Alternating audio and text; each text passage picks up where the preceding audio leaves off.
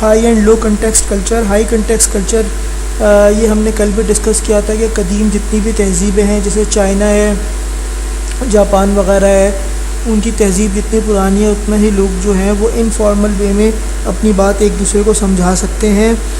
اور ویسے جو یہاں جو اس میں مینشن تھا وہ یہ مینشن تھا کہ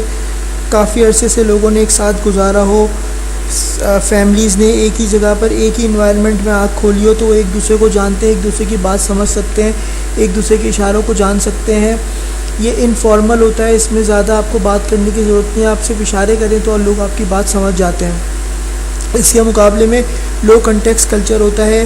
یہ نئے کلچرز ہوتے ہیں جن کو بنے ہوئے زیادہ عرصہ نہیں گزرا ہوتا، اور اس میں یو ایس اے اور جرمنی کی اگزامپل تھی. کیونکہ ان کو زیادہ عرصہ نہیں گزرا ہوتا اس وجہ سے یہاں پر جو ہے وہ کیا کہتے ہیں فارمل لینگویج کی ضرورت پڑتی ہے، فارمل کمیونیکیشن کی ضرورت پڑتی ہے، الفاظ کا سہارا لینا پڑتا ہے اپنی بات کو سمجھانے کے لیے. کیونکہ جیسے یو ایس اے اس میں بہت سے لوگ آ کر بسے ہوئے ہیں، تو سب جو ہے وہ ایک دوسرے کی تہذیب ثقافت سے واقف نہیں ہے، اس وجہ سے ان کو زیادہ تر زبان کا سہارا لینا پڑتا ہے. تو یہ تھوڑا سا ڈفرینس ہے ہائی کانٹیکسٹ اور لو کانٹیکسٹ کلچر کا.